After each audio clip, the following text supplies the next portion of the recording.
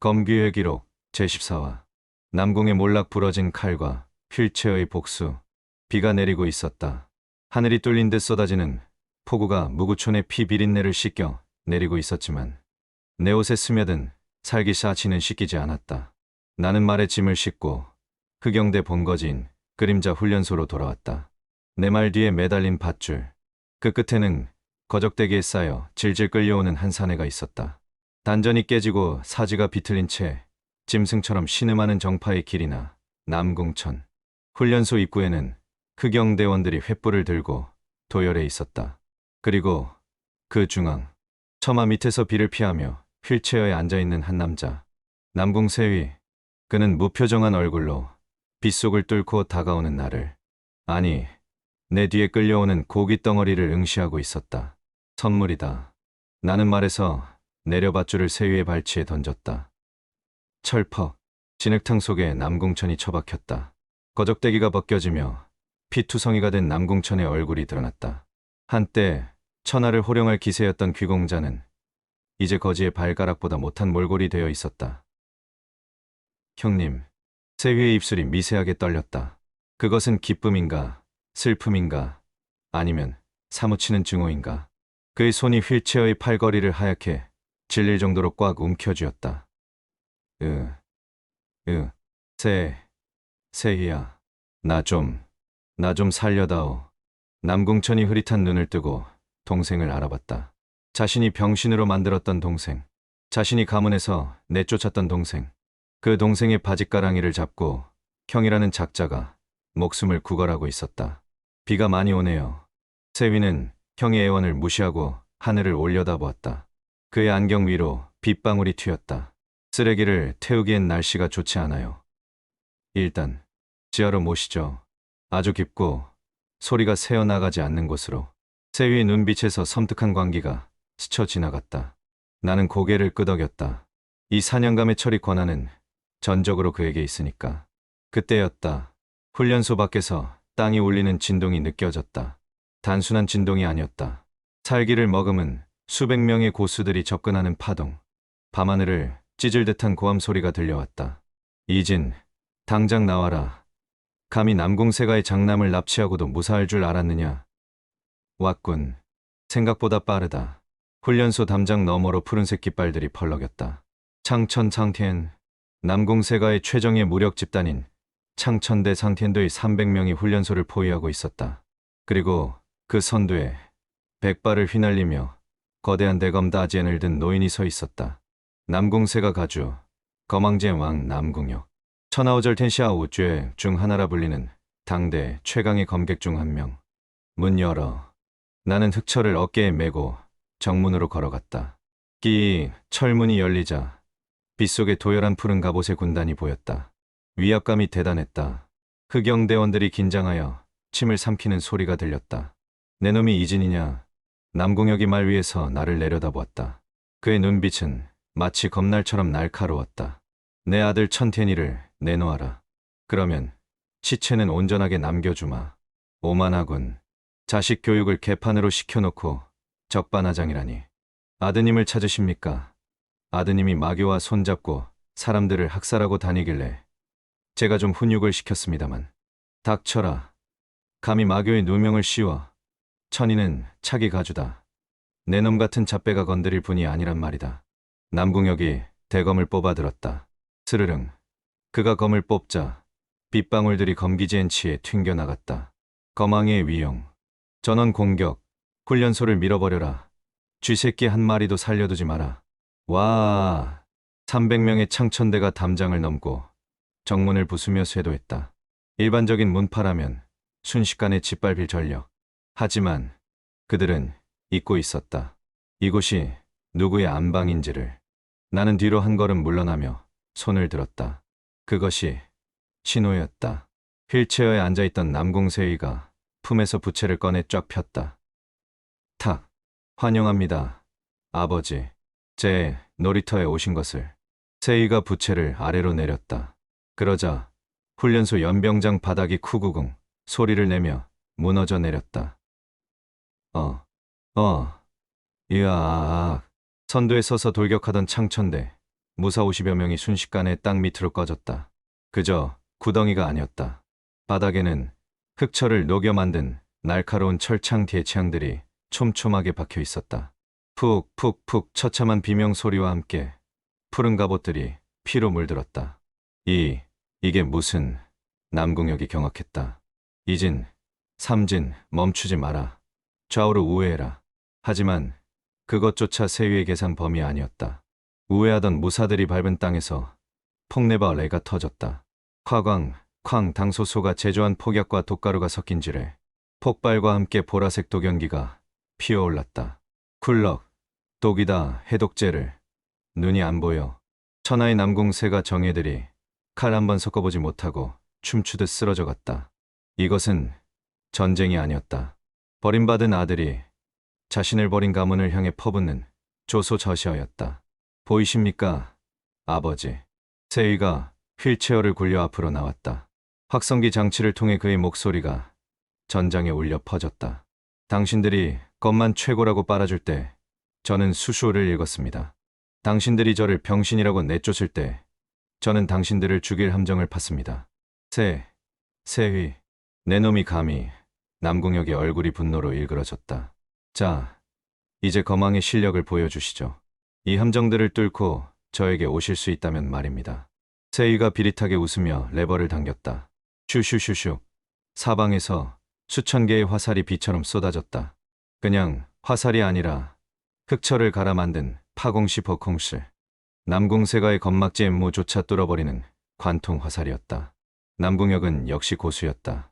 그는 대검을 휘둘러 화살비를 튕겨내며 무서운 속도로 돌파에 들어왔다. 이 패륜한 놈들, 내 손으로 목을 쳐주마. 그의 목표는 세휘였다. 세휘는 피하지 않았다. 그저 나를 바라보았다. 이제 당신 차례야. 라는 눈빛. 아버지 교육은 아들이 시키고 할아버지 교육은... 나는 흑철을 뽑아들고 남궁혁의 앞을 막아섰다. 남이 시키는 법이지. 쾅! 내 흑철과 남궁혁의 대검이 정면으로 충돌했다. 거대한 충격파가 빗줄기를 찢어발겼다. 거망의 내공은 태산처럼 묵직했다. 내 무릎이 1인치 정도 땅에 박혔다. 하지만 밀리지 않았다. 설삼으로 강화된 내공과 반탄강기의 탄성이 그의 힘을 받아내고 있었다. 내 놈이 이진이냐? 어디서 굴러먹던 갯뼈다귀가... 갯뼈다귀... 하하... 나는 광소를 터뜨렸다. 그래, 난 개다. 지옥에서 기어 올라온 미친 개. 하지만 당신 아들보다는 효자일걸. 적어도 난 마교의 영혼을 팔진 않았으니까. 흑철, 제2각, 공포 포식. 나는 검의 요력을 개방했다. 귀면구이면이 붉게 빛나며 남궁혁의 정신을 공격했다. 천하의 거망도 멈칫했다. 그 찰나의 순간 나는 놈의 빈틈을 파고들어 흑철을 올려쳤다. 까앙. 남궁혁의 대검에 금이 갔다. 그가 뒤로 밀려났다. 나는 틈을 주지 않고 몰아붙였다. 검술, 초식, 그런 건 필요 없다. 그저 부수고 터뜨리고 짓뭉갠다. 전장은 아수라장이 되었다. 함정에 빠져 허우적대는 창천대, 그들을 도륙하는 흑영대, 그리고 빗속에서 펼쳐지는 거망과 검귀의 혈투. 이 밤 남궁세가의 명예는 진흙탕 속에 처박히고 있었다. 지상은 전쟁터였지만 이곳지하는 무덤처럼 고요했다. 남궁세인은 휠체어 바퀴를 직접 굴려 감옥 안으로 들어갔다. 끼익, 끼익. 기름칠하지 않은 바퀴 소리가 남궁천의 신경을 긁어댔다. 남궁천은 벽에 쇠사슬로 묶인 채 매달려 있었다. 단전이 깨져 무공을 잃은 육체는 헝겊 인형처럼 축 늘어져 있었다. 그는 고개를 들어 다가오는 동생을 보았다. 자신이 평생 벌레 취급했던, 다리를 부러뜨려 가문 밖으로 던져버렸던 그 동생을. 세희야. 남궁천이 쉰 목소리로 불렀다. 우리 형제잖아. 핏줄이잖아. 아버지께서 오셨다. 곧 나를 구하러 오실 거야. 지금이라도 나를 풀어주면 내가 아버지께 잘 말씀드려서. 형제. 세희가 바퀴를 멈췄다. 그는 품에서 손수건을 꺼내 안경을 천천히 닦았다. 아주 느릿한 동작. 그 침묵이 남궁천을 더 미치게 만들었다. 형님, 기억나십니까? 5년 전 가문의 비무대회 날. 세희가 안경을 다시 썼다. 조명에 반사된 그의 안경알이 차갑게 빛났다. 제가 형님의 검로를 읽고 이길 뻔했을 때 형님이 어떻게 하셨죠? 독을 쓴 것도 모자라 쓰러진 제 다리를 바위로 지시겨 놓으셨죠. 그때 형님이 웃으면서 뭐라고 하셨더라? 세이가 남궁천의 목소리를 흉내냈다. 천재, 걷지도 못하는 천재가 무슨 소용이냐. 넌 이제 그냥 병신이다. 그랬었죠? 그건 실수였어. 승부욕 때문에. 실수. 하하하. 그래요. 실수. 세이가 휠체어 옆에 달린 레버를 당겼다. 그러자 휠체어 팔걸이 뚜껑이 열리며 기이하게 생긴 도구들이 드러났다. 망치, 톱, 그리고 정교하게 세공된 쇠꼬챙이들. 그는 기계공학의 천재였다. 이 도구들은 그가 오직 이 순간만을 위해 직접 설계하고 제작한 복수의 도구들이었다. 형님, 저는 공평한 사람입니다. 세이가 쇠망치를 집어들었다. 제가 잃은 만큼만 가져갈 겁니다. 다리 2개, 그리고 가문의 이름. 아, 안 돼. 오지 마. 세이야, 제발. 남궁천이 발버둥 쳤지만 쇠사슬은 꿈쩍도 하지 않았다. 아프지 않을 겁니다. 형님은 마교의 혈마의식 때문에 이미 정신이 반쯤 나가 있으니까요. 어쩌면 이게 형님께 베푸는 마지막 자비일지도 모르겠네요. 콰즈. 세이가 망치를 휘둘렀다. 남궁천의 왼쪽 무릎이 박살났다. 끄악. 비명이 지하 감옥을 울렸지만 밖에는 폭우와 전쟁 소음 때문에 아무에게도 들리지 않았다. 오직 두 형제만이 이 지옥을 공유하고 있었다. 이건 내 왼쪽 다리 목. 콰즈. 끄헉. 헉. 남궁천의 오른쪽 무릎이 기괴한 각도로 꺾였다. 그는 고통에 눈이 뒤집혀 거품을 물었다. 이건 내 오른쪽 다리 목. 세이는 무표정한 얼굴로 망치를 내려놓고 이번엔 쇠꼬챙이를 집어들었다. 그의 눈에서 눈물 한 방울이 흘러내렸다. 그것은 형에 대한 연민이 아니었다. 자신의 잃어버린 5년, 그 지옥 같았던 시간에 대한 조이 태어이였다. 그리고 이건 형님이 마교에 팔아넘긴 내 영혼의 몫입니다.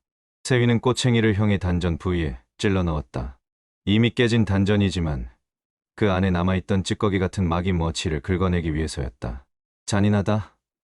아니, 남궁천이 마을 사람 수백 명을 죽이고 혈마를 소환하려 했던 것에 비하면 이것은 성인군자의 처벌이었다. 한 시즌 2시간 후 지상의 전투는 끝났다. 남궁혁과 창천대는 후퇴했다. 내가 남궁혁에게 내 아들의 마교, 내통 증거가 여기 있다며 남궁천이 썼던 서신과 혈마의식 장부를 던져주었기 때문이다. 남궁혁은 그 증거를 보고 얼굴이 흑빛이 되어 군대를 물릴 수밖에 없었다. 자신의 아들이 마교도였다는 게 밝혀지면 남궁세가는 무린맹에서 제명당하고 공적이 될 테니까 그는 치욕을 삼키며 돌아갔다. 지하 감옥 문이 열리고 남궁세이가 휠체어를 타고 나왔다. 그의 옷에는 피 한 방울 묻지 않았지만 그의 손은 미세하게 떨리고 있었다. 나는 말없이 그에게 다가가 담배 한 대를 건넸다. 끝났나? 네, 끝났습니다. 세이가 담배를 받아 물었다. 연기를 깊게 빨아들이고 내뱉는 그의 표정에서 5년 묵은 체증이 내려가는 듯한 해방감이 느껴졌다. 그는 이제 걷지도 무공을 쓰지도 못할 겁니다. 평생 침대에 누워 자신이 저지른 짓을 곱씹으며 살겠죠. 제가 그랬던 것처럼 가문에서는 널 찾을 거다. 남궁혁은 이 치욕을 잊지 않을 테니 상관없습니다. 세이가 안경을 고쳤으며 나를 올려다보았다. 그의 눈빛은 더 이상 과거의 얽매인 패배자의 눈이 아니었다. 지옥을 건너온 자의 단단하고 차가운 눈빛. 저는 오늘부로 남궁난공이라는 성을 버립니다. 이제 저는 남궁세이가 아닙니다. 그가 휠체어를 돌려 훈련소 연병장을 바라보았다. 비가 그치고 구름 사이로 달빛이 비치고 있었다. 살아남은 흑영대원들이 승리의 함성을 지르고 있었다. 저는 흑영대의 책사 제갈조그 세위입니다. 관리관님, 이제 다음 판을 짜시죠. 남궁세가를 무너뜨렸으니 다음은 모용세가입니까? 나는 피식 웃으며 흑철을 검집에 넣었다. 철커덕. 아니, 모용세가는 나중에. 나는 밤하늘의 붉은 달을 바라보았다. 하운이 말했던 정보, 그리고 남궁천이 혈마를 소환하려 했던 이유. 모든 단서가 한 곳을 가리키고 있었다. 우리는 서역시유로 간다. 그곳에 내 검을 완성할 마지막 조각이 있다.